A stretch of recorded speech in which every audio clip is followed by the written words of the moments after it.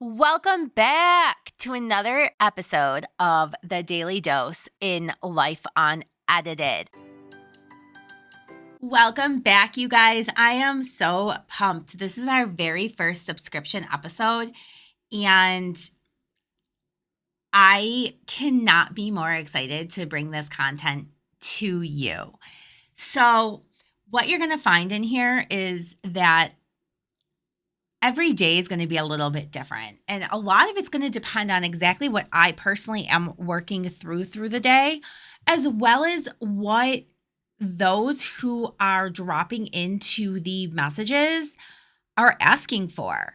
So first, I want to start by telling you, I absolutely love interaction. That is one of my favorite things. So there is a spot you can actually say leave a message. If you go to like the main link for the podcast, it says leave a message, and you can drop into the voice messages and leave a question, a thought, feedback, a comment, anything that strikes your fancy. That is one of my favorite ways to interact. So if you have something, if I say something that strikes a chord with you, please, by all means, let's start a conversation. Hop in and leave me something. The other thing I wanted to tell you is that you're going to get a lot of really, really valuable coaching through this subscription. In my coaching packages, they go for thousands of dollars. This is $5 a month. So I am so excited to have an option and a way to bring affordable inspiration and coaching to everyone. That is like one of my biggest goals. All right, so here we go.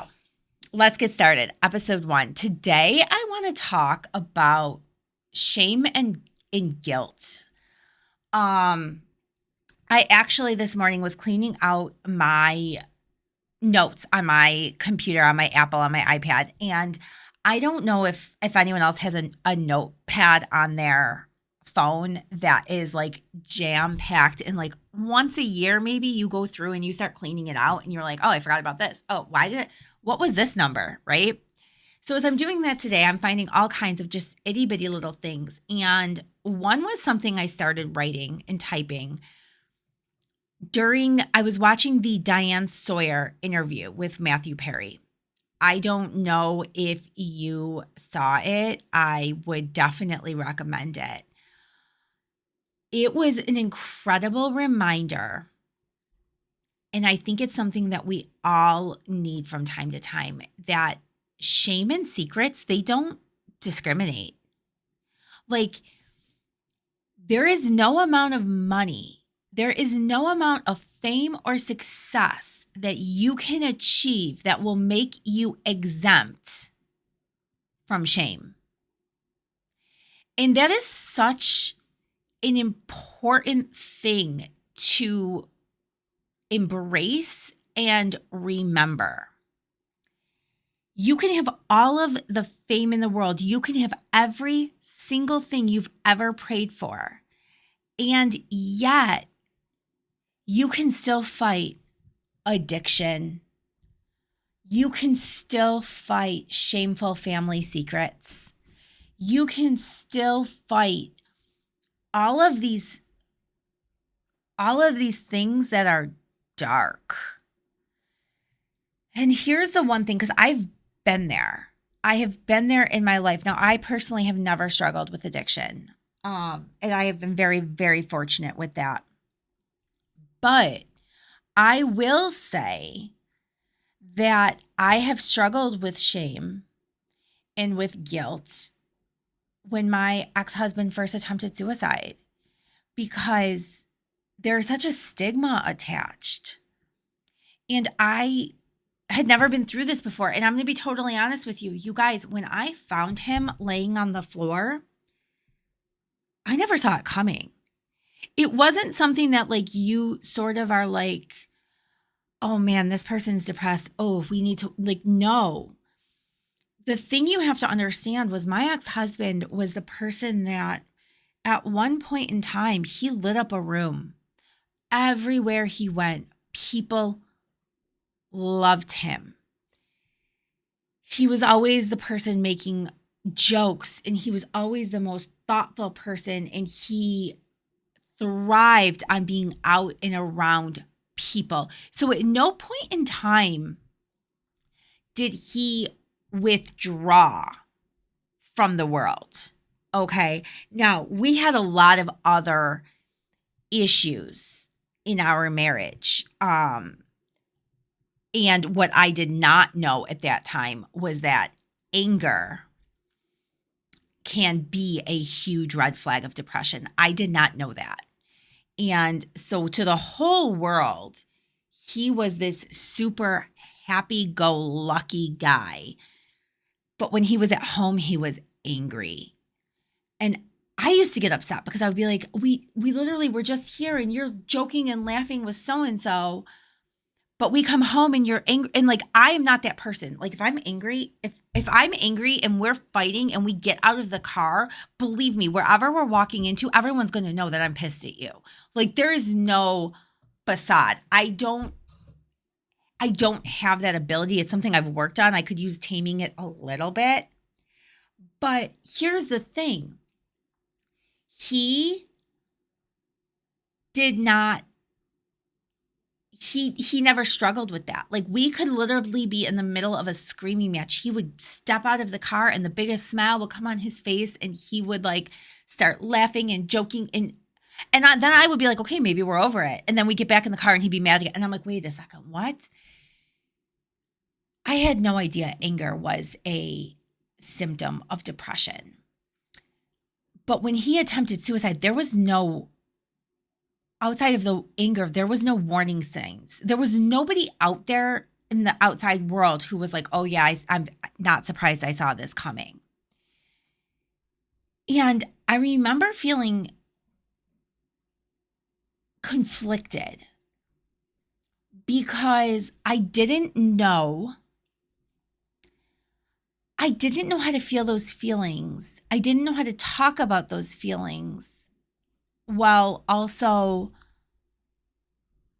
being truthful or being,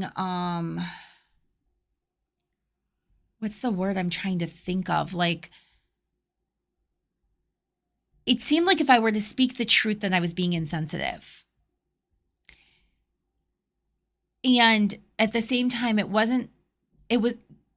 my story to tell, but it wasn't all my story to tell, if that makes sense. So I really struggled with what is my parts of the story to tell and what's not. And truth be told, there was probably about 10 people in the world who knew what was going on for the first 11 months. I did not tell anybody for the first 11 months what was going on. And then when I finally told people, they were shocked. And I did it via a blog.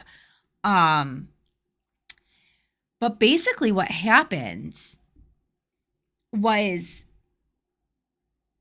overnight, we lost everything.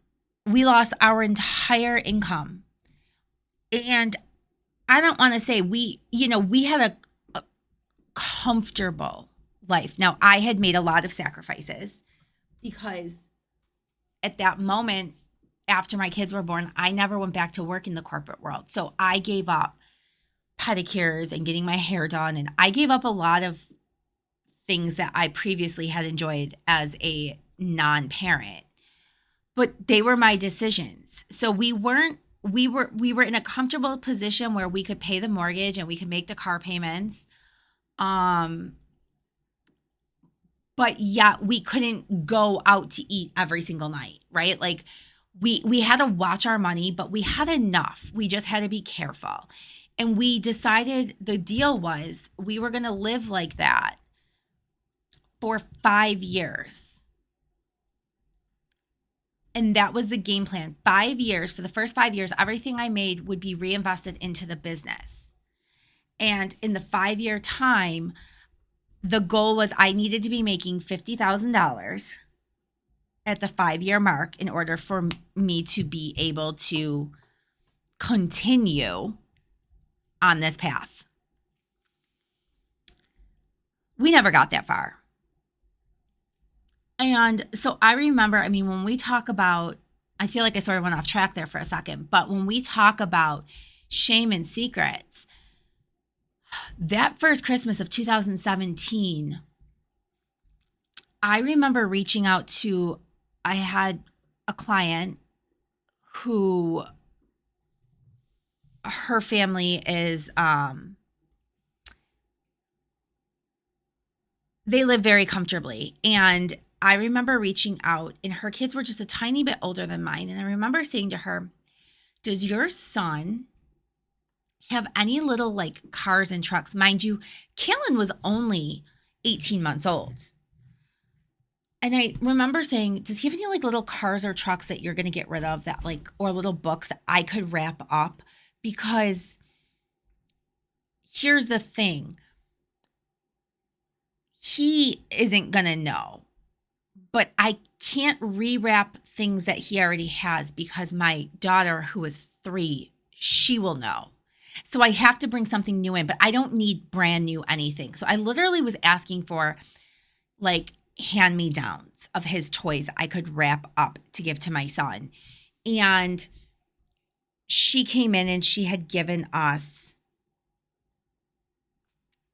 an entire Christmas. Her and her husband actually went out and they bought my kids so much for Christmas. Clothes, toys, everything. And I remember I like stood there with tears in my eyes, because I was like, that's not what I asked for. She's like, I know, but we wanted to do this for you. And I remember just like being overcome with gratitude. And then the next Christmas, we still weren't really back on our feet. 2018, we were really still not back on our feet. And one of my girlfriends, long time friends, who we've had our ups and downs in our friendship. We've gone years of not speaking and years of being close, and yet she's still my person, right? Like, it's funny when you find your person, you just know. She showed up at the studio one day, and she had dropped off her husband's office, had adopted us. I did not apply for anything, but they had adopted us as a family, and they had wrapped everything, and she dropped it off. And I mean, you talk about shame and secrets. Wow. Not being able to buy your kids Christmas, that's up there. Going on food stamps because you have zero income, that's up there.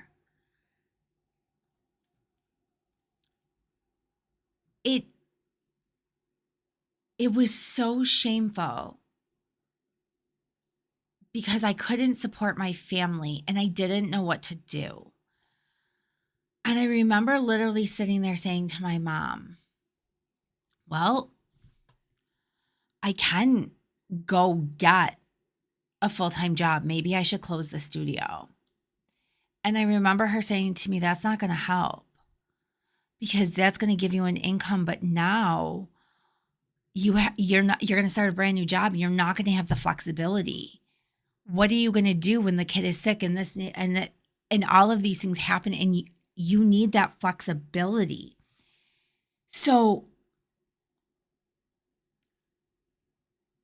where I'm going with all of this is, for the first year after his attempted suicide, I didn't tell anybody. Nobody knew what was going on.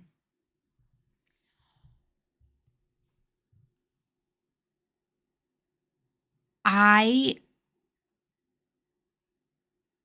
said it out loud and I brought it to reality 11 months. It was July of 2018, and the first anniversary was August of 2018. And once I put it out there, once I said it, wow, it was like the doors opened up.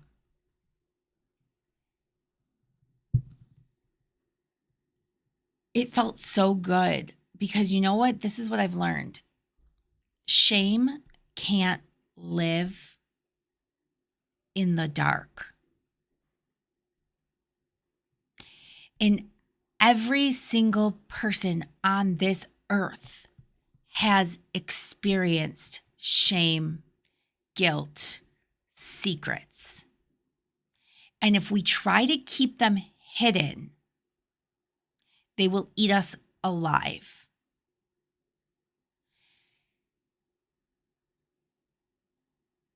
That was the point when I knew that my life was about more, and my life was about becoming raw and becoming transparent, not only because that was what was going to set me free, but also because that is going to help other people. People need to know that they are not alone in this world. And I have now made it my mission that I know I am no longer available for people who only want to talk about the good, for people who only want to tell me how perfect their life is and who want to live in this bubble. I'm not available for them. I want to hear about the most wildly successful people out there, but I want to hear about their shit pitfalls.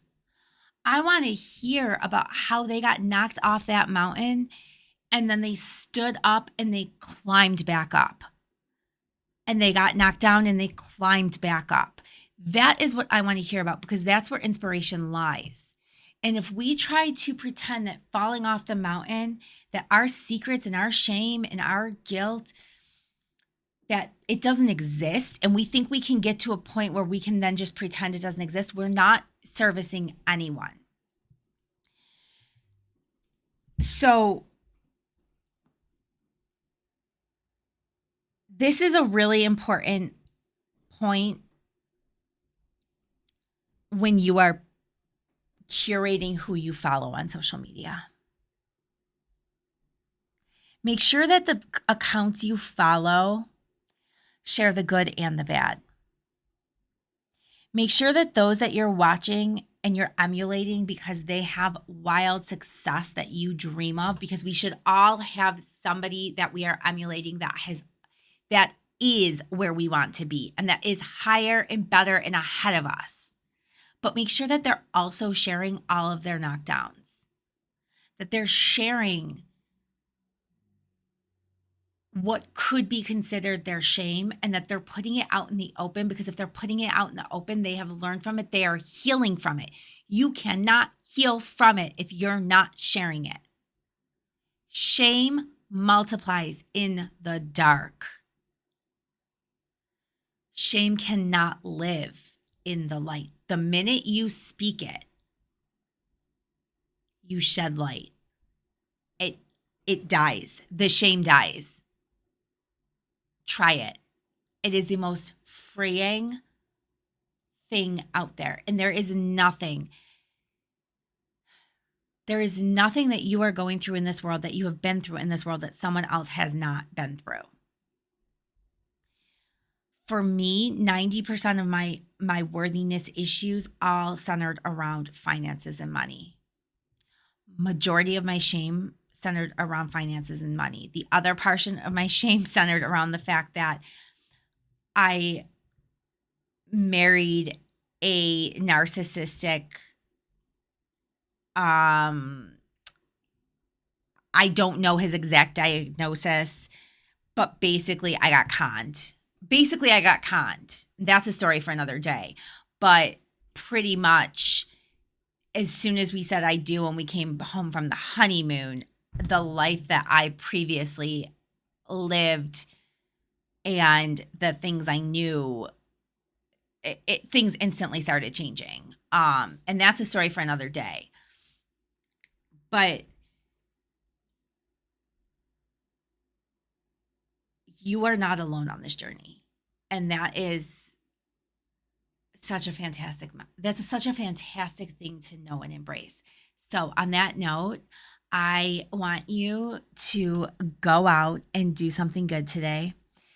If you're listening to this, take a minute, hop into the voice messages, leave me a message, leave me a thought, a feedback, a blurb. Tell me how you let your shame free, or what it is that you've been holding on to that you haven't told anyone yet. Share it with me. I promise you it will instantly feel better. Go out today, guys. Do something good.